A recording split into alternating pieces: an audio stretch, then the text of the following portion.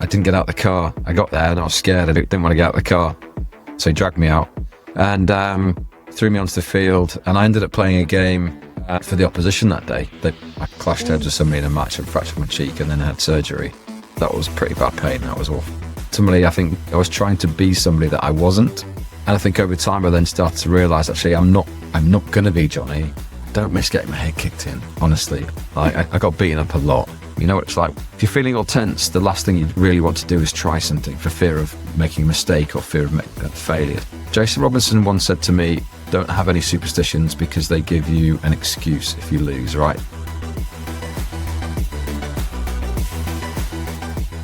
Hi everyone, I'm Arthur Dickens and this is my Rugby Legends podcast. In each episode, I interview an amazing rugby player or coach to get the insight and advice for young rugby players just like me who are keen to learn and get better. In this episode, I'm speaking with Charlie Hodgson, ex-England, Sale and Saracens fly half, and the leading Premiership point scorer of all time. Charlie is a Sale legend, making 228 appearances for the club and being voted Sale Sharks Player of the Season 3 times. Over his career with Sale and then Saracens, he's won 3 Premiership titles as well as 1 European Cup. Charlie was also capped 38 times for England and went on the 2005 Lions tour. I hope you find Charlie's knowledge and wisdom as helpful as I did. Enjoy. Firstly, Charlie, I just want to say thank you very much for taking the time to be on our podcast. It's a pleasure. It's good to be here. I've seen a few clips of your recent podcasts, and it's nice to be asked to be a guest. So thanks for having me, Arthur. Thank you. And firstly, Charlie, I saw you at St. Joe's last week, and it was very good. What did you think of the tournament? I absolutely love that tournament. Do you know, I played there as a teenager all of those years ago. So that tournament's been going for a long time. It seems to be getting better each year. It's the first time I've been back since I played there, so it's obviously a while. But I love that tournament. I love the format. I love how competitive it is. I love, just the younger generation showing what they can do because there's some really skillful players out there. It's awesome. Did you enjoy it? I loved it. It's one of my favourite 2 days ever. Good. I'm glad. Well, you clearly made an impact because it looked like you're doing some commentary as well. So firstly, Charlie, how did you get into rugby and how old are you when you started? I was 9 years old. I was invited to my local rugby club. It was one of my dad's friends actually recommended it to me. My dad took me up on a Sunday morning to the old Broadlands in Halifax in Yorkshire. Do you know what happened? I didn't get out the car. I got there and I was scared. I didn't want to get out of the car. So my dad drove me home. I didn't do anything. So he drove me home. And then the following week we went back. I said, no, all right, I'll do it again. So we went back. And I sat in the car again, and my dad was like, "Nah, this time you're getting out." So he dragged me out and threw me onto the field. And I ended up playing a game for the opposition that day. I was quite small and chunky, so I was played at prop in my first ever game. Had no idea what I was doing, but I stepped a few people and enjoyed having the ball in my hands, and that was it. That was the start of my journey. And from then on, it was every Sunday at the Broads until rugby became a bit more serious when I was at secondary school. But it all started for me there in the cold weather of Yorkshire. What other sports did you play growing up, and at what age did you give them up for rugby? I don't think I really played anything officially. I didn't necessarily join any other clubs as a youngster, but what I did do is I just explored everything. So I suppose I played cricket in the summer for a club, but actually, like with my friends, I play tennis. I play football all the time in the playground at school. Obviously, I'd play rugby. I'd explore anything, any opportunity to play sport. I was outside, I was on my bike. I was very rarely inside in front of the TV. I was always outside trying to explore, trying to do something. Even climbing. Like we used to live, we called the rocks, but yeah, there were some quite small boulders really, but there were good opportunities to climb as well. So lots of different things as a kid. When did I really start to specialise? I'd probably say when I was certainly through the winter, probably when I was about 14 or 15, maybe 15. And part of that was just because the way the game started to change physically. I could get 2 games in a weekend. So it was rugby for me through the winter. And in cricket, were you a batsman or bowler? I was actually a wicketkeeper and a batsman. So yeah, I wouldn't necessarily say I was great at either, but no, I did all right. I had a couple of good innings, but nothing really to shout about. I got to the point where I think my timing was all off of getting hit. I was just like, I'm getting smacked by the ball too much here. Maybe it's because I'm slowing down and everybody else is speeding up. So yeah, I decided to move away from cricket when I was about 15. I played tennis a lot more through the summer. But yeah, like I said, any sport was good for me. I enjoyed it. Thank you. And what element of playing fly half did you have to work on the most? The biggest thing I think is defence. Actually, some of the elements of the game actually came quite naturally to me. But defence was always one of those that was difficult. I was always small as a youngster. I got injured as a youngster. I did my shoulders when I was 14, 15. So I lost a little bit of confidence there. And so it was always one of those things that I knew I always had to focus on. And then, of course, when you become a professional, you've got these big guys who are playing 12 and 13 and the back row running at you. So it was always one of those where it was a constant work on positioning, just the tactical technique itself, lots of different things going on. Sometimes it was good, sometimes it was bad. But on the whole, yeah, that was the main thing. That's what I had to work on. I'm talking about injuries there. What was the worst injury that you had? Do you know what? I've had a lot of injuries. From being a teenager right the way through my professional career. So I don't necessarily think any one of them is worse than the other. I've had 2 long-term knee injuries with doing my ACLs. Both did when I was playing for England. In terms of pain, the worst pain I had was I fractured my cheek. Clashed heads with somebody in a match and fractured my cheek, and then I had surgery. That was pretty bad pain. That was awful. What's one piece of advice you'd give to an aspiring fly half? So you'll probably be able to understand this, is that you will sit and watch highlight reels like you wouldn't believe, correct?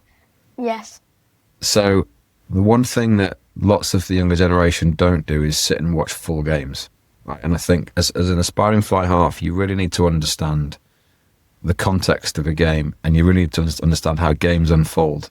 And that's in terms of the momentum in games and the momentum shifts, decisions that are made. And the only way you get that is by watching full games. And so I think for me, in terms of advice for young aspiring fly halves, I would say sit and watch games right the way through. Even if you record them and watch them again, then you can stop things. Well, obviously you can stop it now, can't you? But you can go back and you can reflect and you can start to sort of question why decisions were made. When you have no context and when you're just purely looking at a highlight reel, it looks amazing, it's great, but actually in terms of as a fly half, when you really have to understand the decisions that you make and why you might make them, you really need to sit and watch. I used to watch, like when I grew up, I used to watch rugby league all the time, right? And I used to sit at the end of the field. I know they're different games, but I used to sit at the end of the field. It was almost like I was watching a game of chess, right? And I used to just watch what was going on, watch what was happening in the backfield and watch the decisions that the team were making and the certain players were making. And I think for me, that was really quite nice grounding in terms of what I wanted to do and how I wanted to approach the game. It became a bit more about the strategy as opposed to just doing something that was really, really cool. And so that was kind of where I got my understanding from. Next time I see England play, I'll record the game and do that. You should do. You certainly learn a lot more, definitely, if you sit and go through it. Gareth Steenson's the same. You're talking about being at Exeter Chiefs, ex-player there. I spoke to him only a couple of weeks ago, and we talked about this exact thing. Because players need context. You need to understand what you're looking at. And I think a highlight reel is brilliant, but understanding it in more detail is much better. Exactly. Thank you. And were there any mantras that you live by? The main mantras actually for me were around goal kicking. So in what it's one of the only individual skills within a team sport, and so it can feel quite lonely at times. And so my mantras were my own individual mantras that I used to tell myself every single time I had a kick. So every time I stood there looking at the ball and looking at the post, I'd say to myself, "Big chest, stand tall, and hit through." And I take a deep breath. And those things that I would say to myself would be every single time, both in training and also in matches. Funny really, because like when you talk about taking a deep breath and staying tall, you could take that into into life in general, actually, rather than just goal kicking. But it was certainly something that I used and needed to use. How did you bounce back after a bad game? I suppose there are a number of things, really. Sometimes when we're emotional and we reflect, we think of the worst case scenarios. So the biggest thing you can do, or certainly things that I did, were firstly watch the video. Was what I was thinking in line with what actually happened? Because more often than not, it's a million times worse in your head than actually what happened on the field, right? So that's the first thing, making sure I'm actually dealing with fact. And then actually just reflecting on those performances, going, okay, well, what did I do well? Because that's really important. You need to still think about what went well, even if you had what you perceive to be a poor game, you still have to think about the good things. But then it was also a case of, well, if things that didn't go well, how do I make them better? What do I actually need to do that's going to make me better? And that's what I'll focus on this week, going to the game next week. So the emotional side was hard at first, but I think through a matter of time, it was just more a case of being quite sensible in my approach to it, and really reflecting on whether something was actually as bad as I thought it was, because chances are it wasn't. That's very helpful. Thank you. What's it like doing sport as a job? Does your enjoyment change? I don't know, actually. Sometimes it does. But I think on the whole, I would have played rugby as a hobby, right? So I was just very, very fortunate. I happened to be doing my hobby and getting paid at the same time. So does it ruin enjoyment? Sometimes it does, but I think that enjoyment only becomes because you're really competitive and you want to win all the time, and then it just it deflates you a little bit.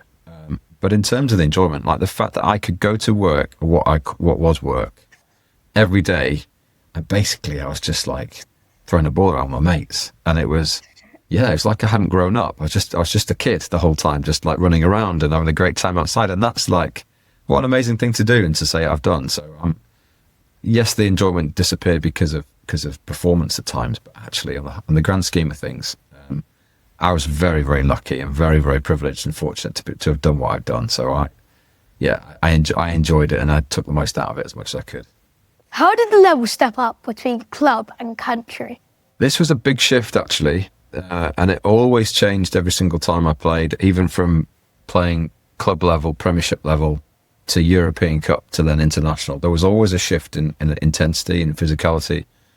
Sometimes you could get away with making mistakes in Premiership matches, and the team around you would fix the problem. Whereas internationally, if you make a mistake, it's heightened, and the team that you're playing against will probably end up scoring. So, and particularly the position that I played in as a fly half, the scrutiny around that position is always quite high. You're the person that's making the decisions. You tend to be the person that goal kicks. So there's lots going on. I was talking about this the other day actually with Toby Flood on a different podcast, but he was saying, like, in France it's the scrum half that they focus on, but actually in England we tend to focus on the fly half and what he does. So if let's say, for example, a prop makes a mistake, then the repercussions aren't as great. People are a bit like, oh well, he's a prop, right? He's expected to make that, or not expected to make that mistake, but he does. Whereas if it's a fly half, things are seen to be in a different light for some reason, and so that intensity from club level to international is huge. Then when you've got somebody like Jonny Wilkinson you're competing against, and everybody thinks that Johnny's awesome, which of course he is and was, then you're also battling that comparison with people. So it was. I found it really hard, I must admit, going from Premiership club level to international. I did find it hard. I certainly would never say that was easy, because some players take to it like a duck to water. They settle into international rugby like it's always been something they've set out to do. But for me, it was a bit of a roller coaster. Some days it was good, some days it was pretty bad. And so I found the intensity pretty hard. But I think that's just the level of pressure that you have when you go up. You're playing in front of more people. There's more at stake. The stakes are higher, so it's understandable, really. As a fly half, what position on the pitch did you alarm the most? Anybody in the forwards, right? I'm a big believer in that you win games, well, your forward pack win you games, right? And I don't think that will ever change. And so the biggest sort of compliment, respect I would ever pay to anybody is those people that play in the forwards, because those guys really, They're the ones that do the hard work, right? They make my job much, much easier if they do their job well, right? And they do some stuff that actually they put their heads in places that I, quite frankly, wouldn't want to put my head, right? And so they are incredible people. From 1 to 8, anybody who does that job, I have the utmost respect for, because they're hard as nails. They work incredibly hard, and they make myself look better, and of course they make the guys on the edge look even better because they get to score the tries. So yeah, huge respect for those guys up front. Always be very grateful for what they did for me in my career. That's what David Flatman said. David Flatman said that. Well, he would say that. He's a prop. He would say that. But no, I get it. Yeah, those guys that have to be in the front row. I mean, I think, I don't know how they do it. I genuinely don't know how they do it. To have all that force going through them, from in front and also from behind, it's just incredible what they have to go through. So utmost respect for what they do. And as I say, certainly made my job a little bit easier when they did it well. Thank you. When you were in the part of the England squad, how did you handle competing for your position? At first, I found it quite hard, actually. So I mentioned Jonny Wilkinson before. Jonny was like an amazing player, and also his work ethic was just like you wouldn't believe. And so he would often stay outside after training at the end of sessions, and he'd spend a couple of hours doing his extras on his kicking and his tackling and everything. I mean, sometimes you won't believe it. And at the first, I tried to keep up with him. I tried to stay out with him as long as I could. But then what then tended to happen was that I would just get more and more tired. I get more and more frustrated. It didn't suit me, because ultimately I think I was trying to be somebody that I wasn't. And I think over time I then started to realise, actually, I'm not going to be Jonny. Jonny brings an element to the game and things to the game that I really can only dream of, certainly in terms of the defensive side. So actually, I had to sort of step away from that and really focus on the things that I was good at and the things that I really focused on. If I was being selected or not selected, it was either, obviously, if I was being not selected for something, it was because yes, there was a piece missing in my game, but also I might not just be the player for that way of playing for that game plan. So I was very sort of had perspective on it, and just chose to look at it from my own perspective and thinking, well, what is it that I bring to this team? Why am I different to Jonny? And so I'm not going to compare myself to Jonny. I'm going to be me. I'm going to be Charlie, and I'm going to do whatever I can to be the best player that I can be. How does it feel playing in a packed-out international at Twickenham one week and then a club match at your home ground the next? It's actually not that bad, to be honest. It's not as bad as people might think. Sometimes I think people, there's a little bit of a come down. I tell you what, right at the very beginning of my career, so there used to be this thing where I could sit on the bench for England on a Saturday, and if the club had a game on the Sunday, because obviously the way the fixtures fell, so at the time when Sale had a fixture on the Sunday, if I didn't get on or played less than 10 minutes or something for England on the Saturday, I could go and join the hotel with Sale, go and join the team with Sale. And I could play the fixture on the Sunday for Sale. So having not had a whole week of preparation and being built up to play for England, I could 24 hours later could be on the field with Sale. And that was crazy, because actually mentally you're just all over the place. Like I've built myself up to play in an international. You have this roller coaster of emotion through a game because you're thinking, I'm going to go on, am I not going to go on? Is he injured? Is he not injured? So, and then you do eventually get on and you have 10 minutes, which is not enough really. Physically, and so you're still fresh, and so the club's like, well, we want you back, and so we used to go back and play these games, but actually trying to forget all the calls that I've been working on through the week, and then suddenly remember everything that I knew already, but suddenly having a shift in mindset in terms of remembering everything else. That was really difficult. I must admit, sometimes it didn't go to plan because I found because it is understandably really, really, really hard. But in terms of like nowadays and going back, I think it's there's an element of going back to the club where you have much deeper, solid friendships. I think it might be different for the England guys now, but certainly in my time, much deeper friendships with people at the club, and it's the place that you know, and it's like going home. So actually, didn't really make any difference to me. I enjoyed going back. I enjoyed representing my clubs that I played for, and it was always nice to do at the end of what was a tough period. What do you miss most about playing rugby? I'm not sure whether you've asked this question to everybody else that you've interviewed, but the overriding answer I think from everybody would be it's the camaraderie that you get from being with the players, and it's not necessarily being on the field. It's about being for me, it was always about being in the change rooms afterwards. So whether we had won or whether we'd lost a match, the sort of 30, 40 minutes after a game, that for me was some of the most precious times that I could have had. And I think that was just a case of that shared experience. We'd all worked really hard for each other. We'd done what we'd set out to do on the field. And there's like a little bit of exhaustion in there, but just it was just that shared experience. And I think that's the thing that I miss most. It's the crack between the players. I don't miss getting my head kicked in. Honestly, I don't miss that. Like I got beaten up a lot, so I certainly don't miss that. But what I do miss is being around the change room and being around the players, because those were fun. Those are fun bits. Not necessarily even just after games, although they were really special. Just the day-to-day stupidity that comes out from people at times is like you can't replicate that at all. What Leon Lloyd said, he said it was the 10 seconds before you go to play in the changing rooms. Yeah, so that 10 seconds before, that's when your emotions are running high, aren't they? And you're ready to go, but you know that you've done everything you can in preparation, and you just want to get out there in the field. So, but yeah, I certainly agree with him in that. And obviously, like you said, with being with your mates, that's the best thing about it. Who, in your opinion, is the best fly half to have played the game?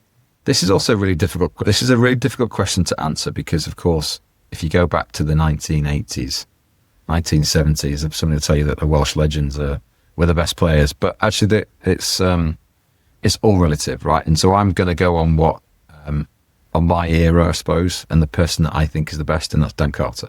He was a type of player that could do everything. He could really do everything, but he made the game look really easy. There were often times when it looked like he just had so much time on the ball. He could take his time making a decision. He could hand somebody off and go through a gap and offload. And he just made it look easy at times. And I think he set the standard for fly halves. Jonny was an incredible player, but I think Dan Carter just took it to the next level in terms of everything that he offered on the field. So, I mean, it helped playing for the All Blacks as well, and he was surrounded by incredible players, but that's not to say he wasn't a fantastic player himself. Yeah, I see little clippets of him on social media. He looks very good. Yeah, he was. He was incredible. Like I say, he a blessed player that, so blessed because of ability and talent. I have no doubt that he would have worked incredibly hard at his game in terms of analysis, in terms of his physical preparation, his skill preparation. You don't become a player like that by not working hard. He certainly set the standard, and certainly somebody that I enjoyed playing against and certainly enjoyed watching. And what did you do to prepare for a match? The biggest preparation for me actually was just around the kicking side and the goal kicking side. I always needed to feel like I'd just done that last little bit of preparation. So Jason Robinson once said to me, don't have any superstitions because they give you an excuse if you lose, right? So that kind of stuck with me from a very young age. So I didn't have any superstitions, but what I did do would make sure my last bit of preparation was good. So I'd always get into the change rooms. I'd always get changed early. I'd get out on the field. Part of that was because I didn't like the nervous energy of sitting down and waiting for it all to unfold. So I'd just get changed and get out on the field. And it was just the last bits of kicking practice. So a little bit of kicking out of hand, some positional stuff, some restarts, then some goal kicking, which took my mind off the game. It settled my nerves down. I was doing something. And so that's what I needed to do. So that was my main bit of preparation. And speaking of kicking, do you have any tips for kicking? Where do I start with that one without giving any technical advice? I'm a big believer in doing what feels natural and normal for you. There are different ways of kicking the ball, definitely. Everybody has a different style. If you're young enough and somebody comes along and says, we'd like you to change your style because you'll do the X, Y, and Z, one, you have to have unbelievable faith in that person that they know what they're talking about. But secondly, because we're all so different, I'm a big believer in doing what feels right for you. And then what will happen then over time is that you will start to, through practice, you'll start to work out what works, what doesn't work, how to self-correct on the field. Because ultimately it's you that's on the field that has to correct when you miss a kick. So don't be too influenced by what you see, because there's lots out there in terms of how to stand and where to position your body and whether you have your hands together or whatever it is. Like, there's loads of stuff out there that people will follow. So one thing I would say is find your own style and stick with your own style, because that's what feels most natural. And when it's natural to you, chances are you'll have a better success rate.